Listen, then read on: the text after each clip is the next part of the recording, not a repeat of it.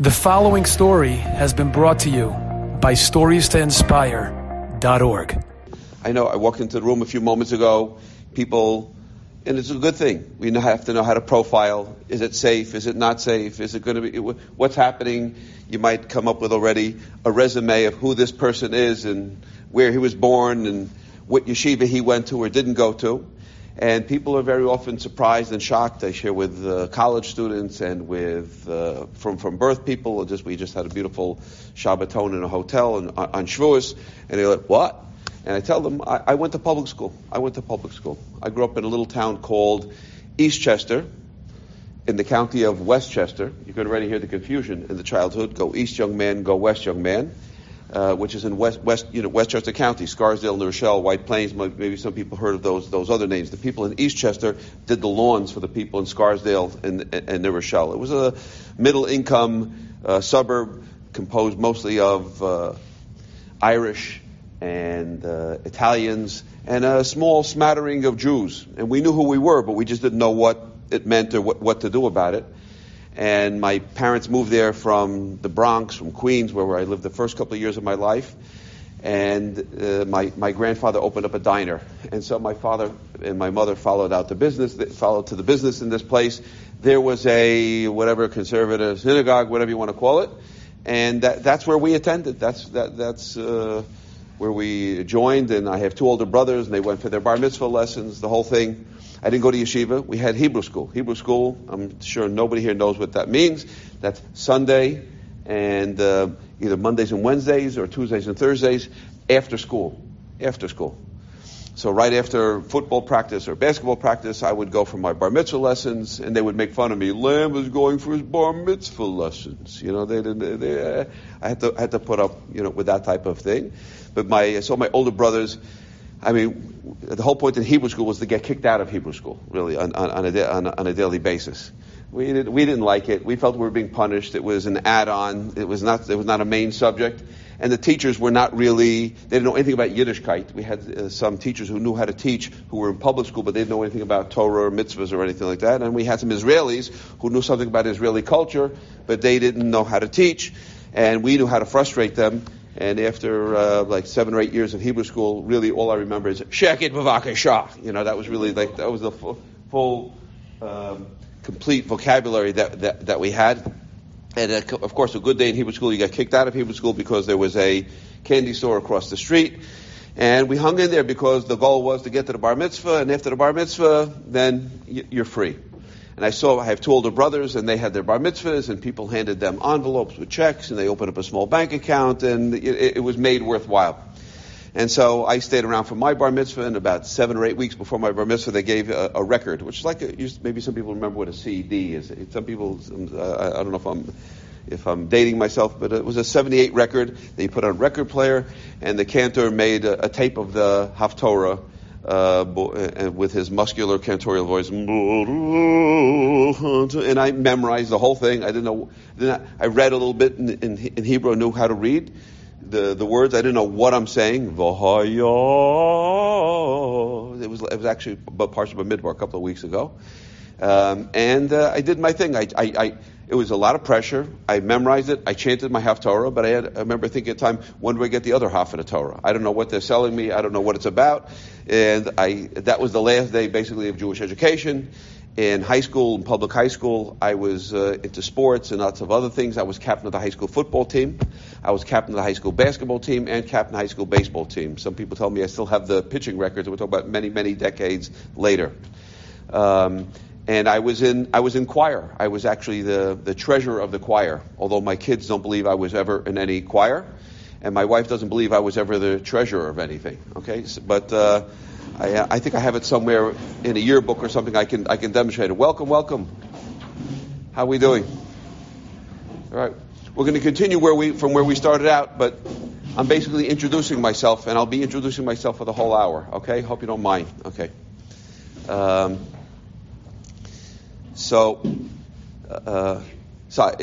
We were into sports. Again, I was into football, basketball, baseball, the captain of all three teams. I don't think anybody had ever done that.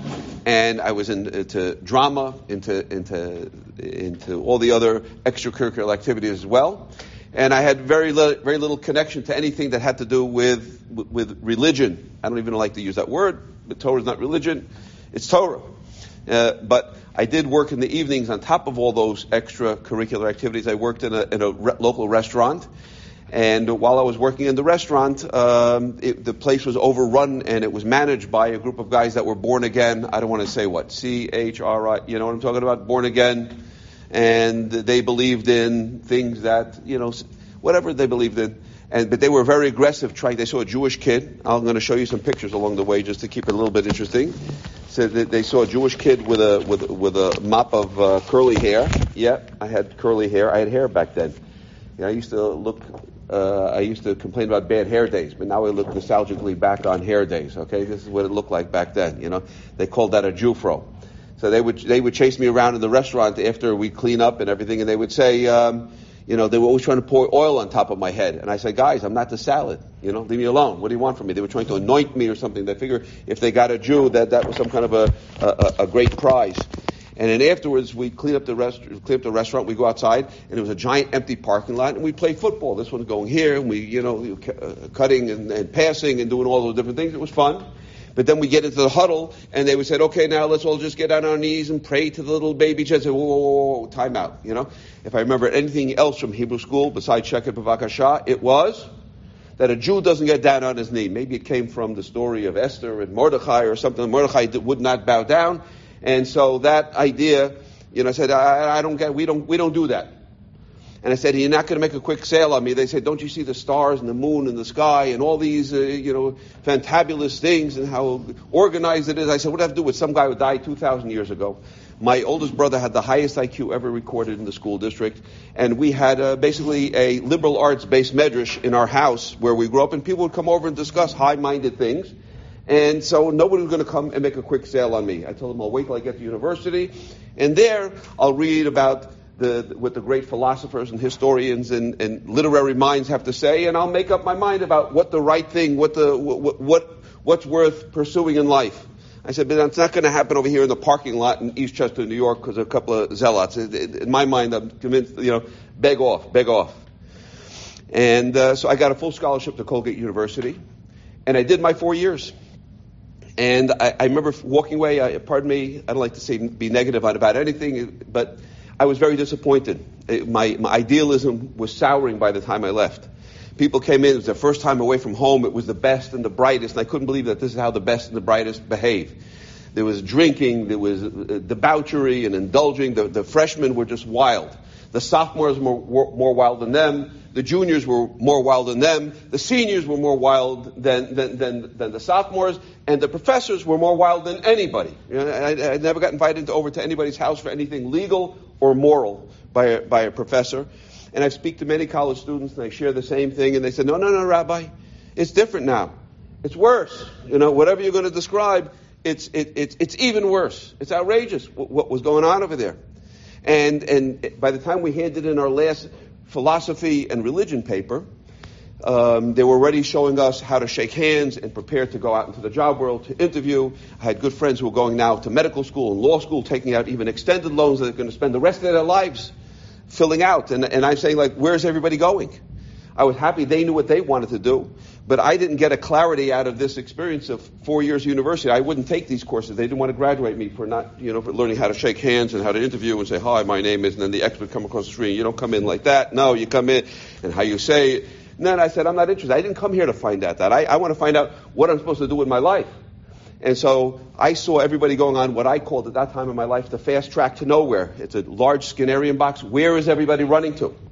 And so I imagined if I would be successful at the American dream like I was successful at everything else that I endeavored in. So then what would happen would be I would work for IBM for 50 years, and then they would retire me with a watch, and I'd be living in the northern suburbs of Westchester County someplace with a station wagon and a sports car in the driveway, and I'd be sitting with 1.7 kids and a dog, and I'd be sitting in the backyard one day sunning myself, and it'd be a big puffy white cloud, and I'd be looking up at the sky, and a bird would fly by. I ran to the end of the movie. I just ran to the end of the movie. And I saw that the bird flies by, and the cloud is there for perspective, and then the bird disappears over the horizon, and I sit up in my chair, and I say, what was I supposed to do with my life anyway? And then fade into oblivion, never having done or explored the thing. What am I here for? There was something aching inside and urging me, that's not it. It's not what they sold you. That's not what I'm looking for. I don't know what it is. I can't even describe it. And so I did a lot of different jobs, and I'm not going to tell you all the jobs I did. I was on a moving truck. I was in Boston. I was taking classes at Harvard Extension School. I was a bouncer in a bar. I could tell you, we could stay all night long. I could tell you stories that would curl my own hair. It would grow my hair back and curl. Crazy stuff. I told my kids about them all the time. And so I was watching other people's lives. I was a mover. I was working. I was buying books and reading and writing. And so I was always hitchhiking everywhere I went. I hitchhiked across the country. I hitchhiked across Europe. I wasn't afraid of anything. I wasn't afraid of anybody. Later on, I realized it was a very risky and foolish way to behave, because there are things to be afraid of out there. There are people who are not idealistic, and they're not doing things for the most pure reasons, right? So I had to, sort of fight my way out of certain situations, out of a moving car, all kinds of different things.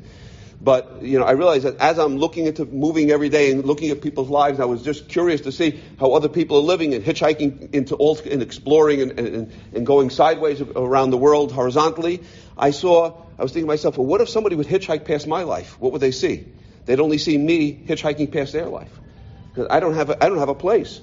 It's easy to make fun of things. It's easy to walk around like an anthropologist and to look at other people's lives. But where's my life? I know how to make jokes. I know how to lead people, but I didn't know where to lead people. I only knew how to break things. I only knew how to make fun of them and to make them ridiculous. But I didn't know how to build anything. I didn't know how to create anything. I didn't have a picture in my mind. And so I was fumbling like that. And suddenly an idea went off in my mind, and I don't know where it came from. I really don't know. It was just a thought that sort of bubbled up. That's a clarion voice. Maybe it was from a grandparent. Maybe it was somebody else. And it said, make a difference in somebody else's life. Make a difference in somebody else's life. And exactly at that time that I was thinking that thought, that's what I need to do. It's not about me making a job, having a living, doing something for somebody else. What? I don't know.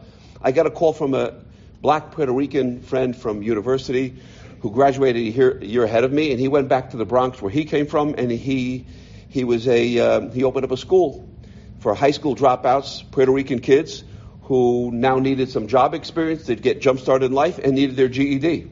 And so he called me up. He says, I like the way you are with people. We could use your energy. We could use you down here. So I said, okay, fine. So I came to the school.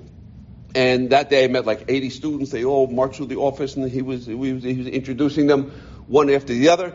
And after hearing about their difficulties and their challenges and their woes, so I walked away that day. Okay, I have a new job challenge over here. But I felt like that guy with the bumper sticker in the back of his car that says, don't follow me, I'm lost myself. Like now I'm going to lead them where? I'm going to help them on the median path to what? And the I don't even know what the goal is. It's like I have to go save people who are drowning in the water, and I can't swim myself. So I'm not equipped to do this.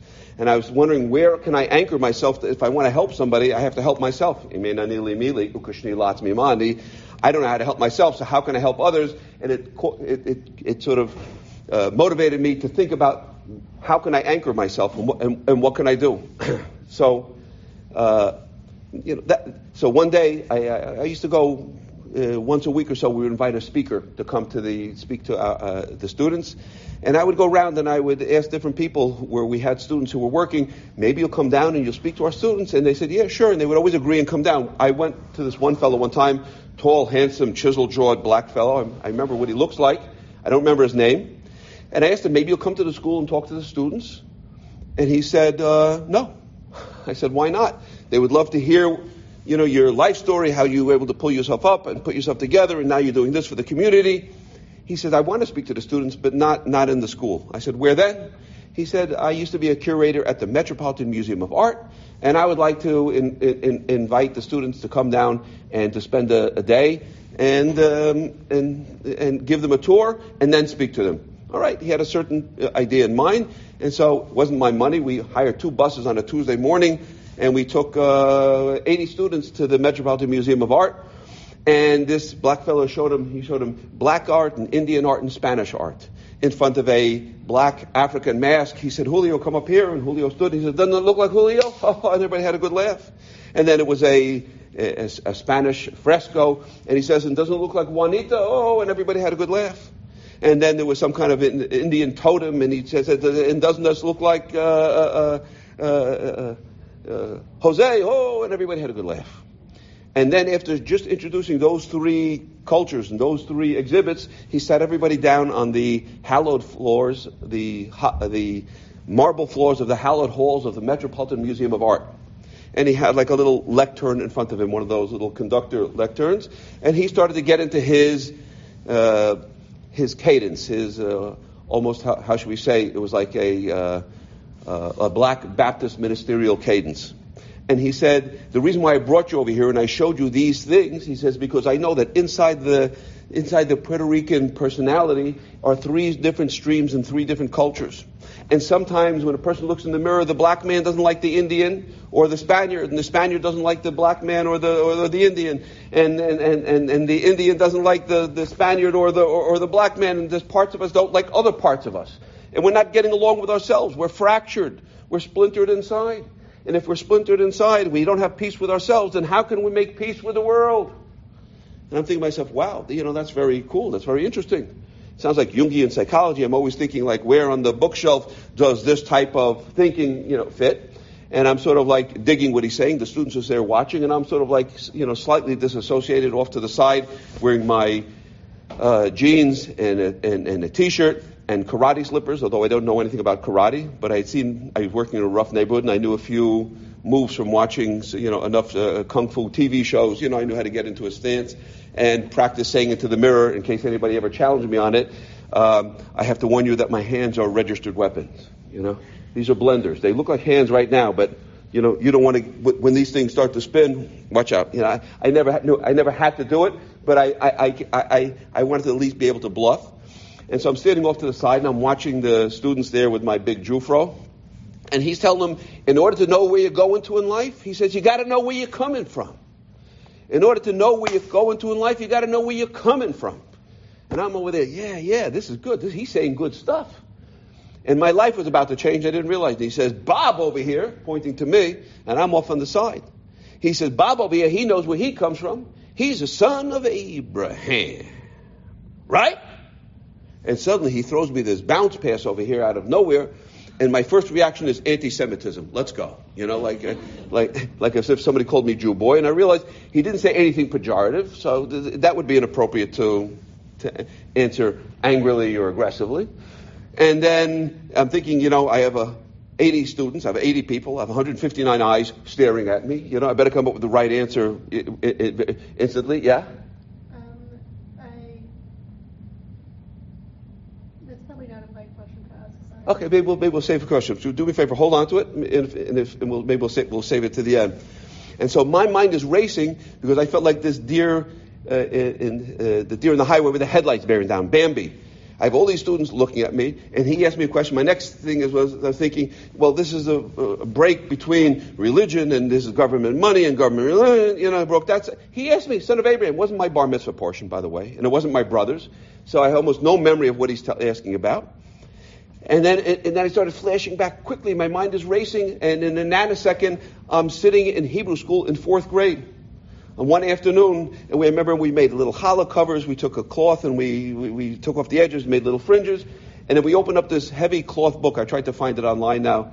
It's called Heroes of Jewish History, and somewhere in the beginning of the 3rd chapter, on the title page of that 3rd chapter, the top 2/3 of the page was a picture, a pencil sketch of a man and a woman wearing white robes like Lawrence of Arabia and schlepping a couple of camels behind them. And the bottom third of the page talk about a man named Abram and a woman named Sarai coming from a place called right? Kasdim, whatever it is. And I think I remember that event because it was probably me who started the contagion of saying shakit rakasha, and I got sent out at that moment over there. So it was anchored to something, positive. And And so in that second over there, he says, Bob over here, he knows where he comes from. He's a son of Abraham, and then everybody's looking at me, and nobody picked up on all the thoughts that were rising in my mind and being deleted. And I said, that's right. Yeah. And I agreed to it publicly. Now that I agreed to it publicly, I came rushing home to my parents' house where my brothers and I had thousands of books before we went to university, thousands of books since we went to university, and I started scanning the top shelf over there, and there were 3 black Masoretic texts, 3 Bibles that were given to us by the Sisterhood of the Genesis Hebrew Center on the occasion of our bar mitzvahs. And since I was the youngest one, I could tell they were only books that were never touched. And I could tell from the gentle geologic slope of dust on top which one was mine. I pulled it out. I opened up the flap. There it is, Robert Lamb on the occasion of, and I started reading, flipping through the pages. And suddenly I find a story about a man named Abraham. And he's got a wife that's barren and has no children.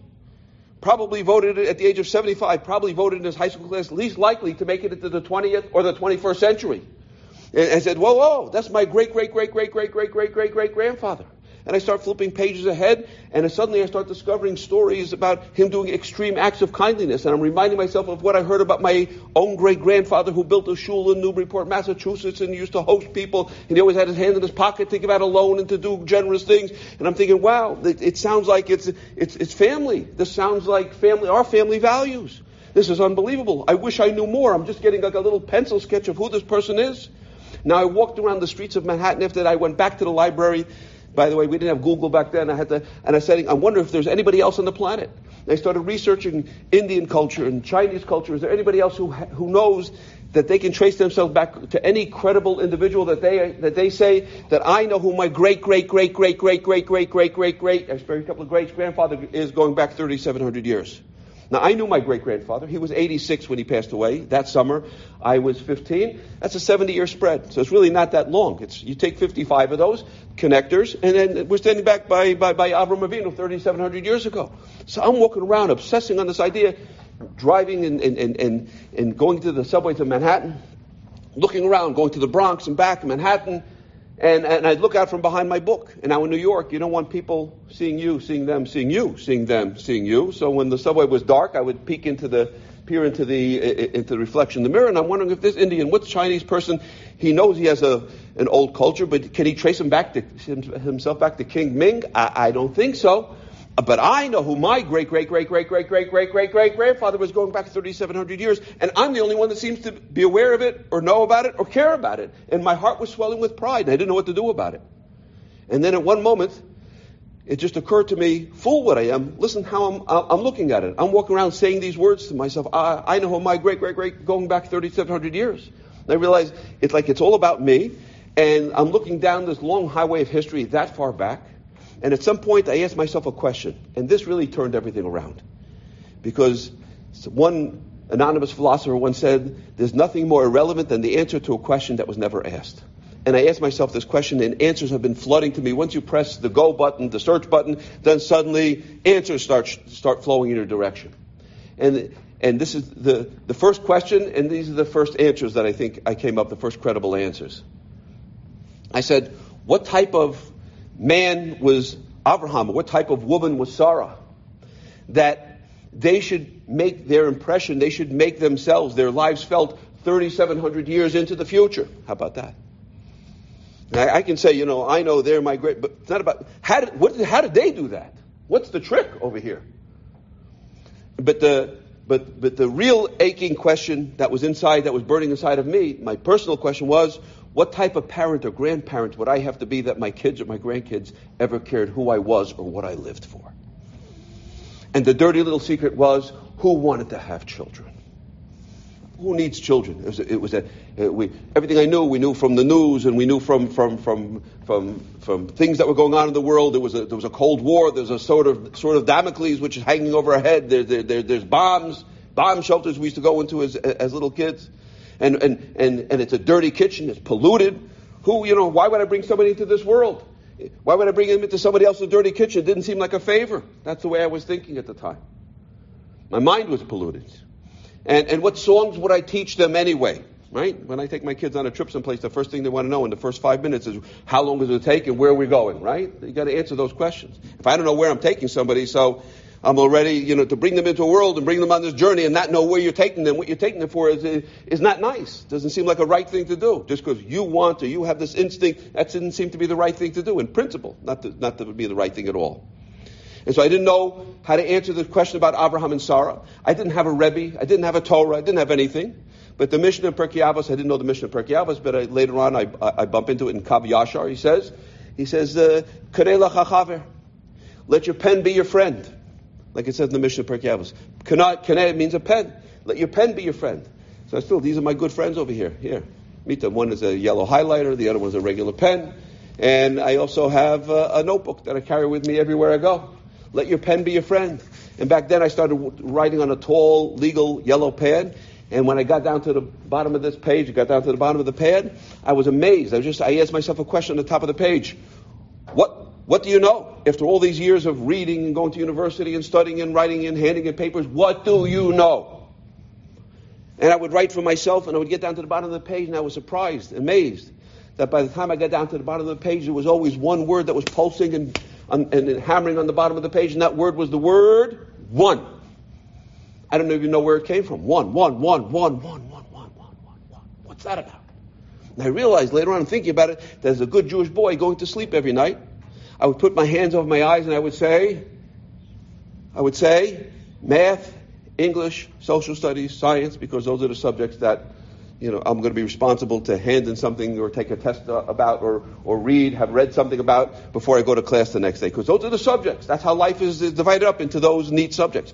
And then I got to university and I saw that it was the interdisciplinary week because now it's the history of the math of science and the art of the history of the archaeology of the technology of British literature. Whoa, And I saw one French philosopher. He said, all science is one. All science is one. And I highlighted that, but everything was highlighted in the book. I don't think I'll ever be able to find it again. All science is one. And somehow I realized that pulsing inside of me was a sense that there's that reality, there's one reality, there's one crystallized, viscous piece of reality over here, and there's a oneness. It's a palpable oneness that we never learned about. We only learned about how the world is splintered and divided. And so I would cut and paste. Cut and paste meant something different back then, by the way. I would write, and I still have these writings, and I would circle something and copy it, the best of something that spoke to me. I was just discovering, I was just letting whatever was inside be cleaned out of the basement of my mind. But I found some pearls down there. And I'll share with you that I think I discovered the answer to the question about how Abraham and Sarah were able to make their impact in going so far into the future. Now imagine you're out in the country someplace and you throw a rock into a lake and the rock hits the water and it sends out these concentric circles, these beautiful circles.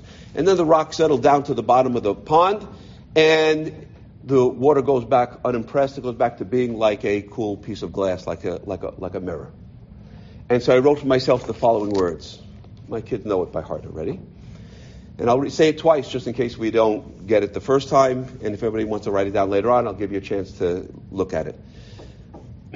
Pebbles and ponds are our ponderings. But boulders and oceans were our father's notions, whose waves still rock the sea, whose waves still rock the sea. Again, pebbles and ponds are our ponderings. But boulders and oceans were our father's notions, whose waves still rock the sea, whose waves still rock the sea. And I imagine that a boulder hits the earth 3,700 years ago, hits the ocean, and it settled down to the bottom, and we don't know what the density, the velocity, or the size of that rock is. But all I can say is that there's an ebb and there's a flow and there's a tide that came from the impact of that boulder. And I realized it had little and less to do with Abraham's political connections or his military might, and more to do with a certain idea. What was that idea that he had? He had an idea. And if I can find out what that idea is and I can get close to it, then maybe I can approximate such a life. And so it opened me up to the possibility that no matter where I was on a Friday night, on Saturday morning, I would come to a place in Midtown Manhattan called the Garment Center Synagogue, which had a transient population of people. They had about 13 or 14 elderly people on a crowded Saturday morning in a big shul. and they were all over the age of 86. And they were all these little skinny talesim over their shoulders. They were mumbling and turning pages. I never knew what page we were on. They didn't announce any pages. And I'm sitting in the back with the old Birnbaum sitter. You'll ask your grandparents about the Birnbaum sitter and the Hertz Chumash with all the archaic Hebrew and in English. And I'm sitting reading this. I never knew which page we're on, what we're doing. But I'm reading the words in English, and it's tickling my mind, even with the archaic King James translations that are going on over there. And it's doing something to me.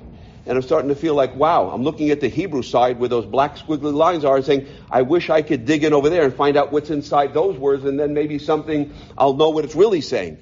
And that started to call me. And the truth is, I had no real function in the shul. I would stand in the back by myself and sort of read and turn pages. And I came there with my jeans and my sneakers, and out of respect. And they would always call me up for some mystical reason. They would always call me up. This was the only part that I could really, I was a role player in the shul. They would always come up for some mystical reason. They called me up for Hagbah, and I would lift up the Torah, and I would hold it up as high as I could, and then I would come down, and all the old men would gather around the bima, and they would all pat me on the shoulder and feel, oh, he's a young, strong Louis, he's a young, Louis, a young one, oh, and they would look at me like, oh, you're the future. Like they would look at me the way my grandmother looked at me, oh, you're the future, I'm the only young one there. And I'm thinking, if I'm the future, we're in big trouble. Because I can't read. I don't know what page we're on. I don't know what's going on. And so I told the rabbi, I said, you know something? I'm gonna hitchhike. I had once been to Israel when I was a college student, my freshman year, and I worked out a kibbutz. And I one time went to Yerushalayim, and I was with a bunch of elderly. I went with a friend of mine, a Gentile friend of mine. We hit our backpacks, and we went into, it must have been a Hasidic tish. We were going around in a big circle, like a revolving door. We want rain. I don't know what they were doing. They were going around in a big circle. We went around, and then we went out of the circle. And I said, those men with the long white beards, they probably know what's inside these squiggly lines. I'm going to go find some of them. They're going to teach me, and I'm going to submit myself, and I'm ready to go. And the rabbi felt, it's harbe categorim omdim ben kan legichon. You get lost between here and Europe, here in Israel. You can't hitchhike. I said the bearing straight. No, it's not going to happen. It's just a short bridge. I had no plan. I had a plan that was a no plan. He said, no. He said, I'll make a few phone calls.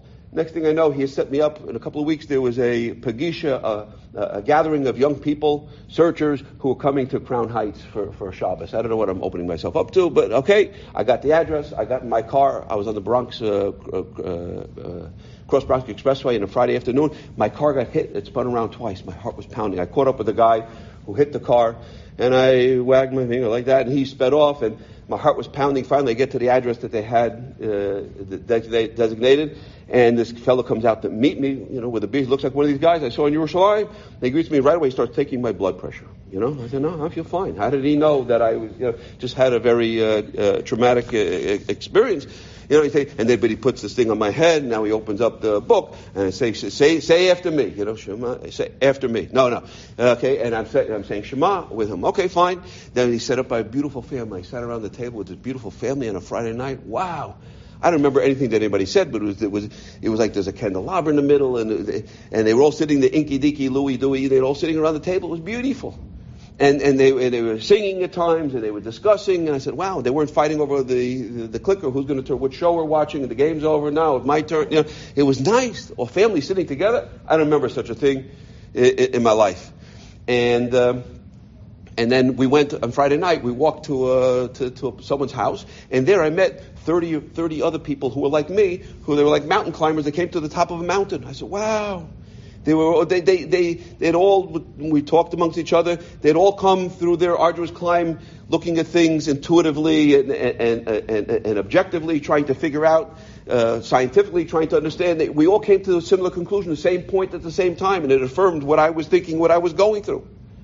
And we meet other people and say, wow, they're living on top of this city that's on top of a mountain. I said, and I felt as if they're saying to me, like, what's it like down there? I said, no, this is where it's at. This is where it's at, up here.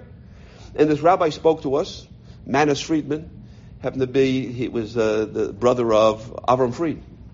And he spoke to us that Friday night, and he said, I took a nice, comfy chair in the middle of the living room. I remember, okay. He said, you Western thinkers, you intellects. I remember sitting there thinking, you got the right audience. He knows his audience, He says, you think God is in your little world. says, no. He says, you live in God's world. And it's just maybe it was the way he said it. Maybe it was the mood of Shabbos. Maybe it was the car that got spun around. Or maybe it was the fact that I had my blood pressure taken that day. You know? But whatever it was, suddenly those words sunk in. And my whole life turned upside down. Because my whole orientation for the Western intellectual posture was, God, prove yourself to me, or I won't believe in you. Do an Irish jig, split a sea for me, and show me that you exist. You know, like a kid who says to his parents, you know, if you don't do carpool for me, I won't inherit your money. Okay, do me a favor, would you please? And I realized that time is not on my side, not like the song says. Sorry, Mick, but I better prove to God that I exist. And that my life has more significance than that cockroach in the apartment in Manhattan or that deer that got hit on the side of the road that just got knocked out into the woods. I have to prove that there's something significant, something important about my life. So I walked away from that Shabbos with a yarmulke on top of my curly crop of hair. Here's another picture of me playing baseball in college, in high school. And here's a picture of me playing baseball, you know, in college. I always had a number 18. That was always my number. They didn't have the 18. I'm sorry, I took the wrong one. Here it is, 18. There it was. So now I'm walking around with a yarmulke on top of my head because I'm saying to myself, hey, I live in God's world. And really, that's all I really know about. And so I came home from it was around this time of the year, Memorial Day barbecue. And it was at my mother's house. All her friends were there from Long Island, Roz and Max. All their friends they were all named Roz and Max. And they had Mercedes were lining up the street. I could picture it, and they were eating burgers, and they were talking. And when I show up at a yarmulke, they go, "Oh, what's today? Jewish holiday? Who are you? The Pope? Oh, you know." You can imagine like 15 Jackie Mason prototypes. He's sitting there talking like, and I told them no. I told them I said I live in God's world. They go, "Oh, let's get out of here, Roz. Let's get to the Mercedes and drive home. Go back to Long Island." And my mother said, "I don't think they're prepared to hear this type of stuff. They're not into it so much." So I got shepherded to a room. I got a couple of hamburgers, and I sat by myself, minding my own business. I'm writing. I picked up a couple of books, and I don't know what to say. So come Monday morning, I got to get back to work. Monday morning, I'm walking around now with the yarmulke on my head. The game just changed in the middle of I have a job working in the Bronx with these high school kids, and I have a yarmulke on my head. I have a conflict. And I paskined for myself, because I didn't have a rub, that when I'll get to work, I'll put it in the glove compartment, I'll put it in my pocket, and because I didn't start the job like this, and I don't want it to interfere. So, and later on, I'll put it back on. I didn't think that would be hypocritical at all. And I don't think it is. But that morning, I was so busy carried away with the reading and the writing and the highlighting and all the stuff that I'm doing, that suddenly I realized I'm late, and I told the students never to be late. Oh, and I'm hustling, and the later the traffic gets, the more the traffic jams, the more it jams. And finally I get there, and I'm going around the block. I can't find a parking place. Finally I find a parking place. I come rushing in, and 80 students are milling around. I said, "Everybody in your seats, I told you never to be late, and here I'm late. I'm so sorry." And they jump into their seats. I forgot to take it off. And some little girl and somebody's in the back said, "What's that thing for, man? Protection?" And they all broke up into spontaneous, uproarious laughter. And I thought, "Oh no, it's on top of my head still." And I was thinking maybe I'll just take it off and just whisk it into my pocket, but I felt that would be disingenuous. That would be hypocritical in a certain way. And so I composed myself. I wasn't going to have it laughed off my head. And so I composed myself, and I put myself back in the same frame of mind I was on Shabbos when the rabbi was speaking, and I told him with perfect equanimity, I said, "This is to remind me," I told him, "that I live in God's world." And there was a pregnant pause there. I mean, we were expecting quadruplets in that room over there. It was like, whoa, you know. They had never heard a statement like that. They didn't know what to do with it, you know. Most people don't. I'm not sure I know what to do with it. But I remember that it was quiet, and there was a tenseness in the room, and a little olive-skinned girl, Macy, who was sitting in the third row, a little pikech. She had a sharp little eye and a sharp little mind. And she said, "Word, man, word." Okay, back then that was like, you know, like a good fist pump. You know, she gave the approval, and they sensed that I was sincere, and I meant what I said, and I said what I meant. And they respected that. And I walked down the aisles, and I slapped five with everybody, and I kept it on my head. And I felt now like one of these Picasso pictures. You know, ever see Picasso pictures? Like, I used to feel like Cubist art. I'm trying to be everything to everybody, but nothing to myself. And now suddenly with the yarmulke on my head, I said, I'm a son of Abraham. And Hashem is, and there's one. The world is one. There's something one about the world. And I live in God's world. And suddenly all those fissures started to heal. I sort of felt a certain peace and calm and power. I don't know. I felt like indestructible. I felt a certain confidence that I never had. I had confidence, but I never had that type of confidence. I felt like, the world is ordered beyond what people are ordering. And so now I'm walking around with a yarmulke on my head, and I don't even know what I'm representing. I went out on a Friday night with some close friends of mine from the basketball team. These guys, 6'7", 6'8". I was the small man on the big man's club. And we're sitting in a Chinese restaurant in Manhattan on a Friday night, and we're about to order. And I don't know where this guy came from, Central Casting, whatever. He looks out from behind his menu, and he looks at me with a yarmulke on my head, and he says, "What are you doing here?" He says, "This is not a kosher restaurant. And it's Shabbos." He says to me like that. I tell my friends, we got to get out of here. They said, "But we didn't order." I said, "It's good we didn't order. Let's go." And so we got up and we left. I realized later on, I forgot to ask the guy, what are you doing here? I said, maybe he's the mashgiach. Okay, that occurred to me later on. Okay, but so we got out of there, and I'm walking around. I don't know what I'm representing. So there's an old notion, an Eastern notion, but I can tell you what the Torah sources of it is, but I won't belabor it right now, that when the student is ready, the teacher appears. When Klal Yisrael was ready, V'yichan Sham Yisrael neged Ahar, when we were sitting over there, Ke'ish Echad B'Lev Echad, HaKadosh Baruch Hu B'Chvodo B'Asmo broke a 2,448-year silence. When the student is ready, the teacher appears. HaKadosh Baruch Hu himself appeared to the world and spoke to humanity, he spoke to the Jewish people when we were ready, but not before then. And so I'm in a certain ready state of mind, and now relatives from the far east, from the western part of the United States, from what's the name of that place? Up in the north, up there, where? Okay, I forget the name of the place. But they had children that they said had cousins who went there, and they settled at Seattle, and they sent their children to Yeshiva in Denver. And from there, I have a cousin Eliyahu who was now learning in Lakewood. I didn't know about him, and he had a sister Masha who was about to get engaged, and she was living in Borough Park, and she was looking relatives in the east that she could invite and maybe be Makarov a little bit. So she looked through the phone book, and she got in touch with my aunt, and she, after a couple of failed attempts, and she got in touch with my aunt, and she introduced herself. "Oh, you're Mel's, oh yeah, you were in Boston, and then you moved out to Seattle." "Yes." And she discerned that she's a religious girl, and she gave me, my aunt came to me and said, "I think she's a religious girl. She's a nut. You're a nut," because I'm walking around with a yarmulke on my head. And so she gave me the number, and I called up. As I called up, and she says, yeah, come for Shabbos. I came to Borough Park now for a Shabbos. And in that Shabbos, she got engaged, and I met her brother Eliyahu, and who was learning in Lakewood. My cousin Eliyahu was walking around me the whole Shabbos. He was walking behind me. He was in Yeshiva in Lakewood. He was called the Baal Shtika. He was praised as being the one. You couldn't get him into any side conversation. He has one finger on the Gemara, one finger on the Rashi. You want to talk about sports, you want to talk about politics. He's not the one that you want out of your Charusa if that's what you're planning on doing. He's even to this day, he's focused like a laser beam, and he doesn't say extra words. So he's walking around behind me, and he's saying stuff like, "Why don't you go to Or Sameach? Why don't you go to Or Sameach? Why don't you go?" He's talking out of the side of his mouth and whispering post-hypnotic suggestions about going to Or Sameach, Or Sameach. Right? Why don't you go to Or Sameach? Now, I don't know what he's talking about. I don't know if anybody's trying to say something to me. I keep on turning around. Like, "Are you talking to me?" And he would pretend like nothing happened.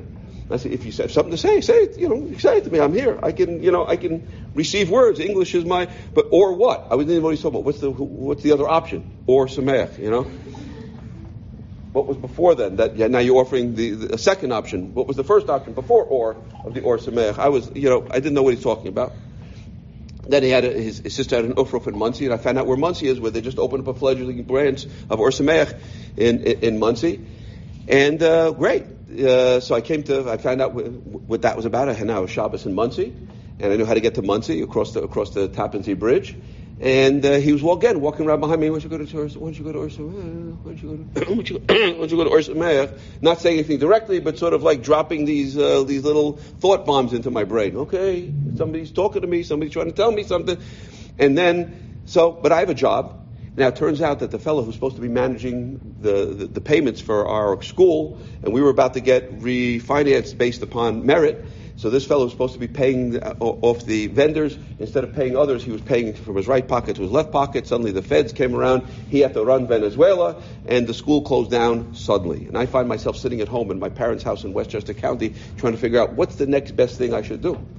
And I'm sitting over there, and I got myself my own little pair of black boxes. I'm taking my own blood pressure. I don't know what page I'm on. I'm reading, I'm flipping, I'm doing Pirkei Avos, I'm doing a Yom Kippur service, everything, you name it. And I'm one late morning, and suddenly I hear a giant knock on the door. And I said, "Oh, what's going on?" I go to the door, and I said, "We'd like to talk to you." I said, "We? Was it the feds?" I said, "Nothing. I wasn't in the financial. I was not in the financial part. I was in the educational side of things." I'm thinking to myself, and they said, "No. What do you want to talk about?" I said, "Look, we want to talk to you about reading the Bible." I know who these guys are. I don't know them personally, but I know what they're about. And I said, "I'm sort of reading the Bible now." That's not how you get rid of them, by the way. I'm sort of reading the Bible right now. And they said, "Oh, let's talk. They were so anxious to talk. And I said, "I don't know if now's a good time." And I opened the doors. I'm standing behind the doors. Maybe I'm wearing a robe or something like that. And I said, "I don't know if now's a good time." And they said, yeah. So I throw open the door. And I see this clean-cut looking white kid and a black kid with a skinny black tie and the Bible's tucked under their arms and that big smile like they just fell off a Kashi cereal box. That perfect smile. Right, the orthodontist is, really, got it right that time, and they were like posing for that picture. And the minute they see me with the black boxes on top of my head, they go, their smiles collapsed. They gave you a classic double take to each other. Nobody said anything, and they ran like the lion in the Wizard of Oz, as if their tail was on fire. And I went out on the front stoop, and I watched them go up and around the corner of Fairway Drive until they disappeared out of sight. And when they disappeared, I said to myself, why don't I go to Or Sameach? And I made a few phone calls. I found out where it was, and they told me it's up in Rockland County. I said, okay. I put on a 3-piece suit, something like this. This is how I looked. This is one of the only pictures of me without a beard after college. Even during college, I had a beard. And my wife said, "You used to be cute then." I said, "What do you mean then? What's that about? What's that qualifier over there?" So in any case, I came with a 3-piece suit like I'm going on a major job interview, and I come to this place and I see you got these guys over there, and they're learning the squiggly lines. They're wearing jeans and sneakers, and they're learning with proficiency and excitement the black squiggly lines. I said, that's what I'm looking for. And I talked to Rosh Yeshiva, and he said, great. It was on a Wednesday. He said, come back for Shabbos. I said, great. So I went home. I came back on Friday with my jeans and sneakers. Here's me wearing my overalls. I think that's what I was wearing on that Shabbos, right? And everybody was getting into their suits, getting ready for Shabbos. I walked around a little hokey, and I felt a little bit, out of place, but not because of what anybody said. They made me feel perfectly at home. And I came back the next week with my jeans and my sneakers for the weekday and my suit for Shabbos, and I ended up staying in Yeshiva for the next 4 years. I have friends who I just actually made a visit to a friend of mine in Boston who later followed along with me. And I have a few other friends. They came up for Shabbos. They got a flavor of what it's all about. And they decided they also want to make such a change like that. That turned off anybody else from ever wanting to come again for Shabbos after that. Once they saw what could happen, Shabbos is dangerous that way. And so my friend would tell me, he said, what they used to say about me when I was gone for those many years. They said, whatever happened to Bobby Lam? What happened to Bobby Lam? Bobby Lam? Oh. He went off the deep. They do the Wile E. Coyote into the ravine. They would extend the Tekiah Gedola, and when they get down that little puff at the end, everybody would break up into laughter. And they said, Lamb went off the deep end. He's in the woods. He's learning with the boys in the woods. They had all kinds of things. I had relatives who were following me around for years, telling me, and he said, you could have been a senator. You could have become something. You could have become something big. You could have made something out of yourself. You could have been a senator. That's what I hear all the time. What a shame. What a tragedy. What a shanda. You could have become a senator. Yeah, okay, great. Yeah, maybe. I don't know. It's a nice compliment, but it was a backhanded compliment, and it didn't get the blessing from those people. It wasn't easy. There were a few people, my mother, my grandmother, and it wasn't easy. People think, you go to Yeshiva, suddenly the lights go on, everything's easy. You're learning Aramaic and getting up early every morning and taking your own blood pressure every morning, and the Talmud is not easy. Not easy. You can learn a Mishnah. It's maybe understandable. Once you start getting into the Gemara, you feel I'm a fool, and the rabbi's kids know 10,000 times more than you think you'll ever know. I never knew what page we're on. I'm sitting on Shabbos, and you got a nice, beautiful family sitting over there, and they're singing Yom Zeh Mechubad Hasin Halayevu. And this kid looks at me and says, "You don't know the words to that song, do you?" Quiet, kid. Don't say anything, and I'll take you on a Chol Hamoed Shavuos trip. I have kids come to me later on. They're asking me, they want to go on that Chol Hamoed Shavuos trip that I said I owe them. A genius. I think maybe I might have learned one or two things that they hadn't figured out yet. Okay, good. But it was humiliating. But I'll tell you one thing: when I would come to those homes on a Friday night, go to my Rebbe's house, and I had a few Rebbeim like that. We were sitting around the table with 13 and 14 children sitting around, and you'd see them all congregated there, singing together harmoniously. And I'm not saying everybody was perfect at every moment. I would sit there, I would have a good time, having a wonderful time. I'd walk home on Friday night back to the dorm, and I would punch the pillow, and I'd cry myself to sleep saying, I want that. I don't care if I have to learn Aramaic or eat glass or both. And Aramaic tasted like glass at that time. But I'm going to do it because I want that. That's Har Sinai. When I would see a family, that cannot be replicated. You can't find it anywhere else on the planet. I've been all over the world. That's it. And so I stayed with it. Some people dropped out. Some people couldn't take it. But I said, if I'm going to do something, I don't want that American dream. I want this. And I stayed there. I got very little encouragement from certain angles.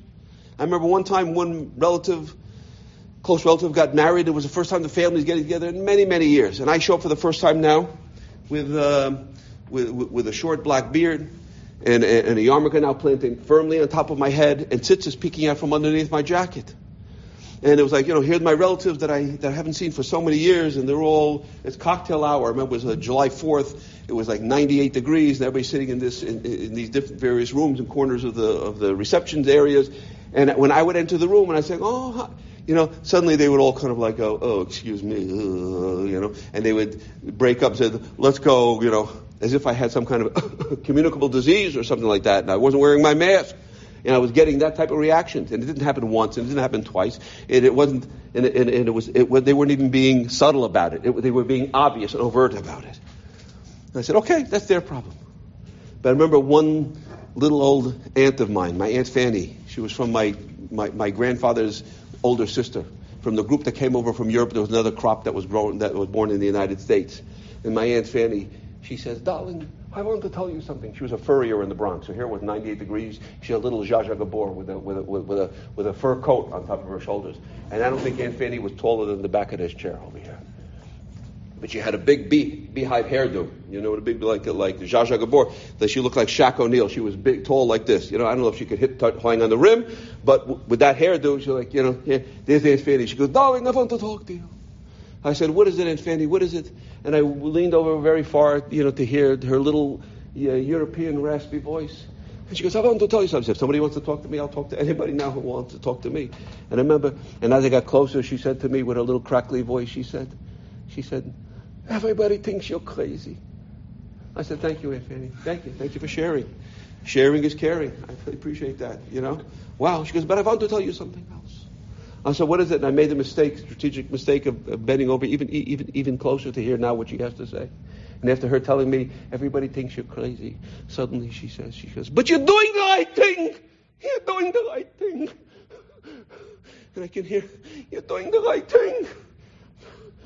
She was all out of breath. She was so emotional. He said, who's in that one phrase of it, you're doing the right thing, who's going to name after this one, and who's going to bury that one, and who's going to carry on, and who's going to... And I stayed there. And I stayed in Yeshiva, and Baruch Hashem, I was introduced to my wife. And we continued to get involved with Jewish education, and we started having a family. It wasn't until many years later that Aunt Fanny's daughter, my Aunt Rhoda, said to my mother, oh, Label's family is just like, I didn't realize, it's just like my other great-grandfather's family. There were 5 boys and 5 girls. 5 boys and 5 girls. They live in Amesbury, Massachusetts, and you can't find a Jew from amongst them. Hardly. Each one had 1 and 2, and they dead-ended, and they got lost in America, and this one became a chess champion, and this one wrote for the New York Times and didn't have any children, and this one became now is an off-Broadway, famous off-Broadway actor, never got married, and his sister never got married, and that's it. There's nobody. Not from Aunt Fanny's family either. And here we have kids that are learning the squiggly lines. I don't blame them. They didn't have a Jewish education. There was nothing around at that time. In the American culture, the American sidewalk swallowed them up. They melted into the sidewalk. Without Jewish education, we're going nowhere. Getting together like this is also very important. To be a part of a yeshiva, a part of a community, part of a friendship, of having chavrusas, of seeing other people and being encouraged to accomplish and keep on going. Not to be alone, not to be isolated. But they were isolated and they lost it. They felt Jewish, but it wasn't enough to keep them going. Not without Torah learning.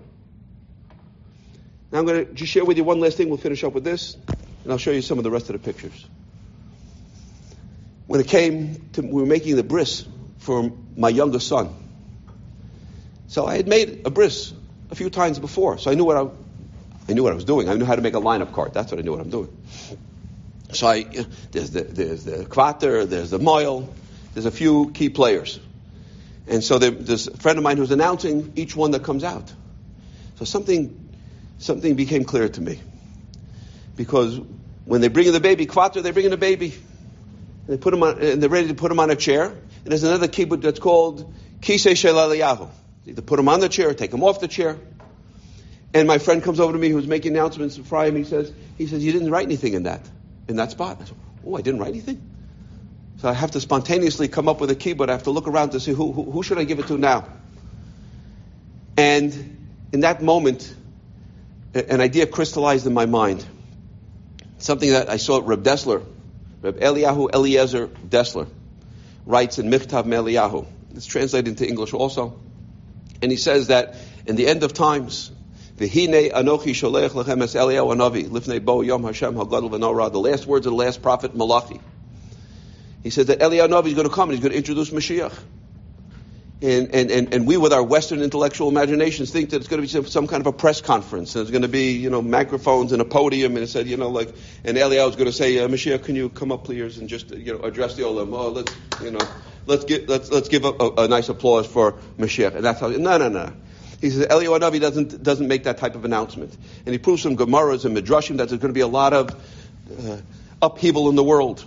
Some of it is the physical world, and some of it is the social world, and some of it is the political world, is the upheavals. He says it's going to shake people on the inside, and people are going to begin to think thoughts. It's going to be two from a city and one from a family. Are going to be thinking, I have to do tshuva, I have to do something, we have to do something to keep this alive. Zichru Toros Moshe. He says, and we're going to think.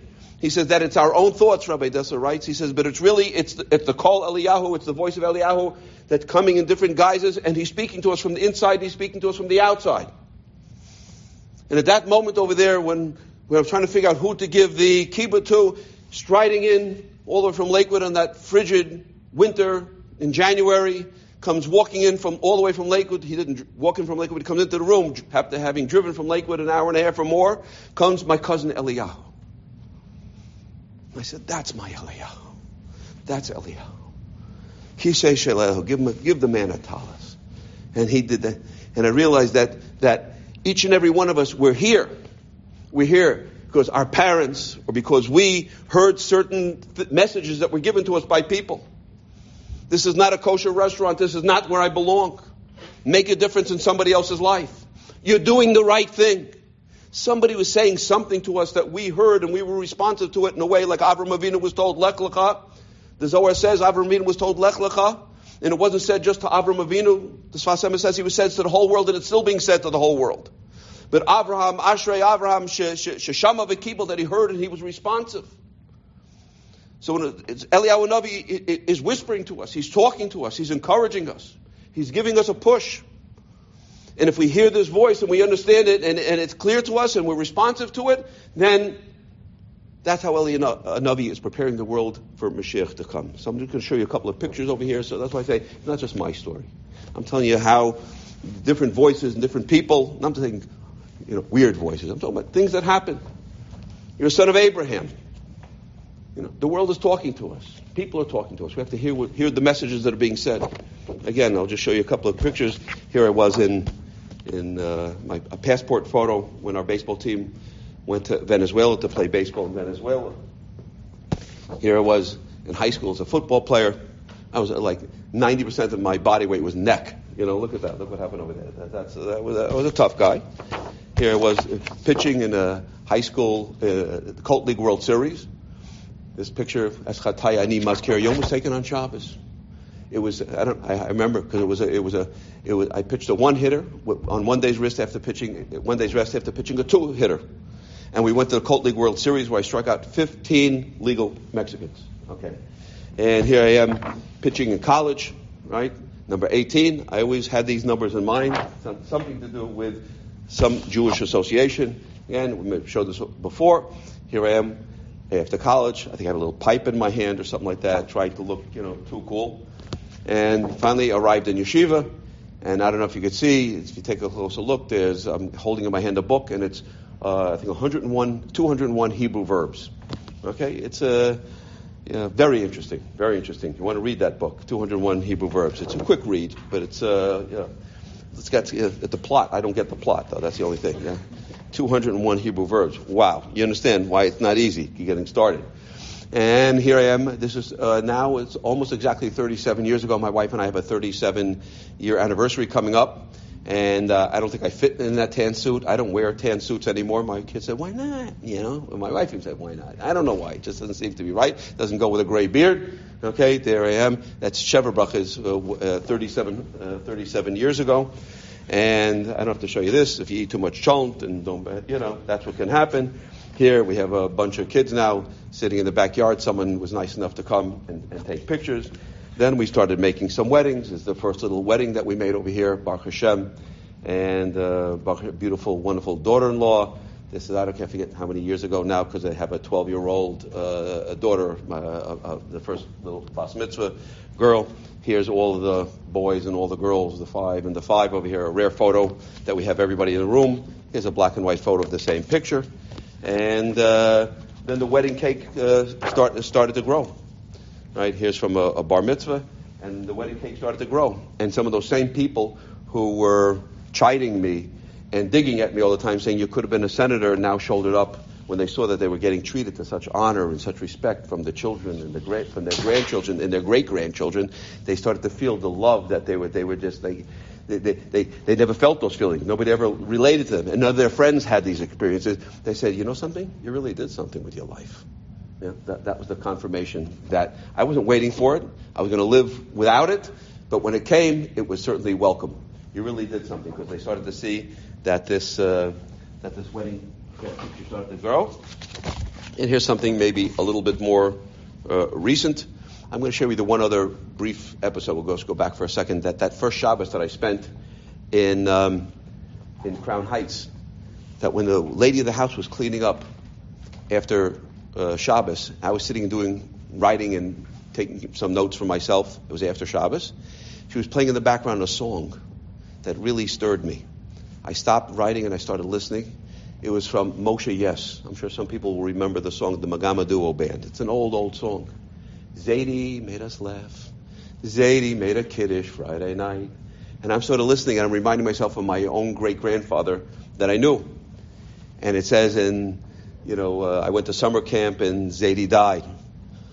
And I remember I was at summer camp. My grandfather was, 86, and I was 15 that summer.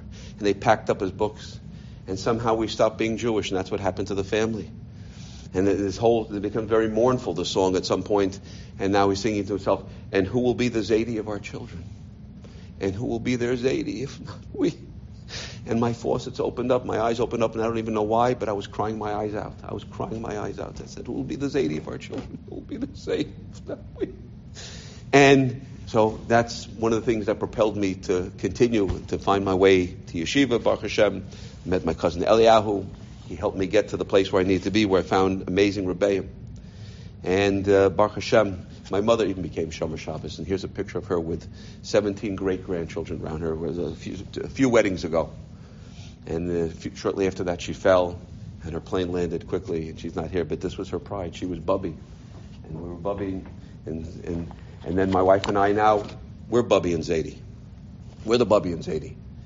And so here we are at the most recent wedding that we made, and we're surrounded by, grandchildren, Baruch Hashem.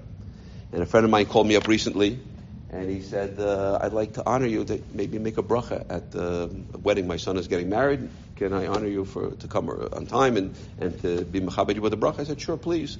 And he calls me back later on. He says, what's your title? So I told him, my work title, whatever it is. And then I texted him back a few minutes later. I said, that's on the resume. That's my work title. I said, if you want to know my real honored title, my most honored title, that title is Zaidi. Yeah, that's it. That's what it's all about. If we can build such a thing like that, I'm going to give a bracha to all the young ladies over here, Bez Hashem. That you should be zeicha to build a wonderful Jewish family, the right time, Bez Hashem. Find a chassan, find someone who has a vision, a Torah vision, not a television, a Torah vision. Has something in their mind. You can build, you can merge together your mind and create something that's good for the Jewish people, make a difference in the life of the Jewish people. And just by seeing everybody's face over here, knowing that you came out to learn on what is tonight, a Wednesday night, I'm sure there's lots of things to do. People could be sitting and busy with their phones all night long and keep themselves busy doing nothing. But you came out to a shiur. I'm just going to say, keep it up. You're doing the right thing. Thank you very much for the time together, everybody. Yeah.